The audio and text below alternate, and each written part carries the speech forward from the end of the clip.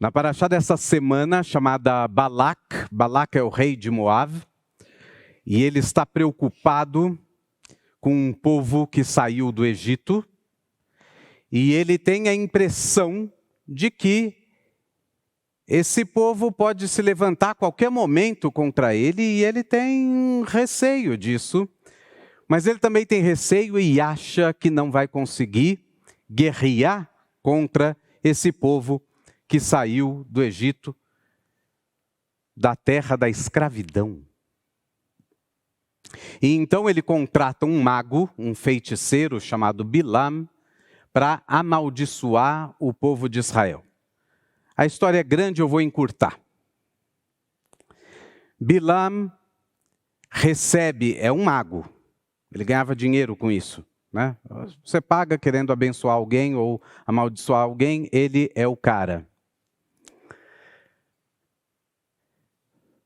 Mas, naquela noite, ele, num sonho, recebe uma mensagem de Deus. E Deus fala: não, você não pode amaldiçoar esse povo é bendito, esse povo é abençoado, então você não pode falar nada. Então ele manda um recado lá para o Balac, fala: olha, talvez não role da gente conseguir amaldiçoar esse povo, porque eu não posso ir contra um dito do eterno Deus.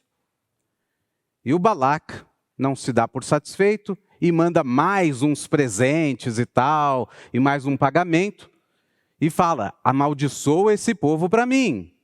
E ele responde: mas nem que se você me desse o seu quarto inteiro, cheio de ouro e de prata, eu não poderia amaldiçoar um povo que foi bendito pelo Eterno, que foi abençoado pelo Eterno Deus.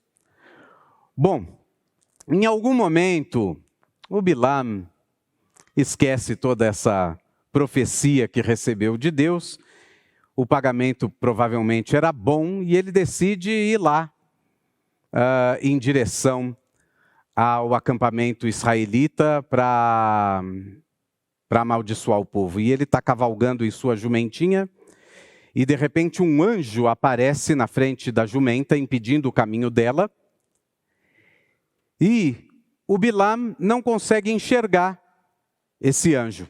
Ele conseguiu ouvir Deus no sonho dele, numa manifestação grandiosa, mas ele não conseguia ver o anjo que estava ali no meio do caminho. A jumentinha empacou, não queria mais andar, ele bateu na jumenta. Depois o anjo dá um espaço, a jumenta anda mais um pouquinho, depois ele aparece de novo. Aí ela empaca de novo, ele bate de novo, e assim acontece 3 vezes. Na terceira vez, conta a Torá, acontece um milagre que parece tirado das fábulas de Esopo ou Saint-Exupéry. A jumentinha abre a boca e fala: qual é? Eu alguma vez já empaquei com você? Por que você bate em mim desse jeito? Você devia ter notado que tem alguma coisa errada, porque se eu nunca fiz isso antes. E aí então o Bilam consegue ver a imagem do anjo, e ele segue na sua missão. Mas ele não consegue amaldiçoar o povo de Israel, ele bendiz o povo de Israel. Uma bênção conhecida da gente, que nós abrimos o nosso serviço religioso sempre com Matovu Ohalecha Yaakov, Mishkenotecha Israel, como são belas as suas tendas, Yaakov, as suas moradias, Israel. Tudo isso para chegar num ponto em que, no século XI, Urashi vai explicar para a gente o que significa as tendas serem belas.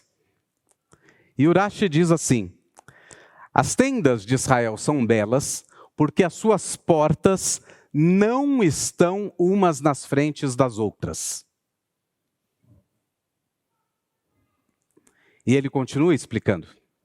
Isso nos ensina que mesmo vivendo juntos naquele acampamento, eles respeitavam a individualidade de cada um. Porque cada ser humano é diferente um do outro. E é isso que faz do ser humano único. O que nós temos de mais igual uns com os outros é o fato de sermos completamente diferentes uns dos outros. Diz o Midrash que o ser humano faz uma forma para uma moeda e ele consegue imprimir tantas quantas moedas ele quiser, ele consegue cunhar quantas moedas ele quiser e todas saem exatamente iguais. Já Deus fez uma única forma, que era Adam Arishon, segundo o Midrash, e dessa forma sai todos os seres humanos, cada um diferente um do outro, nenhum igual. E é isso que torna o ser humano tão especial. Claro, se cada ser humano é tão diferente assim um do outro, é óbvio que vai haver o quê? Divergências. Vai haver discordâncias. Vão haver ideias diferentes. De fato, na tradição judaica, quando nós estudamos o Talmud, a gente descobre que as palavras mais comuns que existem são mahloket, que é uma divergência, plugta, que é uma discordância, diun, que é uma discussão. Meu Deus do céu, judeu só reclama e discute e diverge. De fato, o judaísmo é a tradição da divergência. E o Pirkei Avot diz que qualquer discussão que seja para o bem, que seja Leshem Shamayim, ela vai perdurar. Perdurar, não que ela vai perdurar para sempre, mas sim que ela é uma boa discussão. Ela fica em pé. Agora, a discussão que não é Leshem Shamayim, uma discussão que é desrespeitosa, uma discussão que leva à violência, discurso odioso e etc., essa discussão não tem como continuar, ela cai por terra. Por isso que lá naquele episódio em que Hillel e Shammai discutiam tanto, e vem a voz do céu e diz: as duas opiniões estão corretas, as duas opiniões são legítimas, elas são diferentes, mas são legítimas. Mas a gente vai fixar essa discussão, vai julgar essa discussão de acordo com a opinião de Hillel. E o Talmud se pergunta, mas se as duas eram legítimas, por que escolheu uma delas? E os sábios respondem, porque Hillel discutia de uma maneira educada. Hillel apresentava antes de apresentar os seus argumentos, ele apresentava o argumento do opositor. Olha, você disse tal coisa, eu acho tal coisa. De uma forma educada e respeitosa. E por isso, ele teve o mérito de se tornar ali a regra, e não a exceção em assuntos de decisão no Talmud. Esse Shabat é 17 de Tammuz. Quem sabe o que aconteceu em 17 de Tammuz? Opa! Quem gostaria de falar?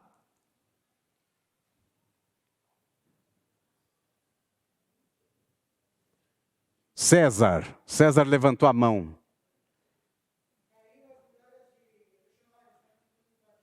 Muito bem, os romanos estão cercando Jerusalém e depois de tantas semanas em volta de Jerusalém, eles conseguem romper as muralhas de Jerusalém, obrigado César, e vão entrar na cidade, e depois de 3 semanas no dia 9 de Av, o templo de Jerusalém vai cair. Culpa de quem? Dos romanos, qualquer um vai dizer. Diz o Talmud o quê? Nananina não. Ou como diriam em hebraico, nu. Culpa do hebraico, culpa do romano? Não. Culpa dos próprios judeus. Por quê? Por causa do ódio gratuito. Por causa das divergências que não eram resolvidas de maneira respeitosa. Por causa de diferenças que, em vez de somar e criar algo novo positivo, eram diferenças autodestrutivas, que levaram à destruição do templo, que levaram à destruição de Jerusalém e à dispersão do povo judeu. 17 de Tammuz serve como um alerta. Nos tempos em que a gente vê polarizações no mundo inteiro, que levam a debates que se tornam violentos, que a gente tenha sempre em mente que a divergência é boa se ela for construtiva. Mas a divergência desrespeitosa, a discussão violenta, essas são destrutivas e podem acabar com toda a ordem das coisas. Saibamos sempre divergir respeitosamente, para que juntos possamos construir uma nova realidade que contemple a cada um na sua individualidade. E que a gente possa declarar então, como Bilam, olhar a gente de cima e dizer: Matovo alecha Yaakov. Apesar de todas as divergências, como são belas as suas tendas, Yaakov. Como são belas as suas moradas, Israel. Como é belo olhar para a sinagoga Ashkenazim, Sfaradim. E não estão separados não, tá? Está todo mundo misturado. Que belas são as tendas de Israel. Que belas são as moradias de Yaakov. Matovo alecha, Shabbat Shalom.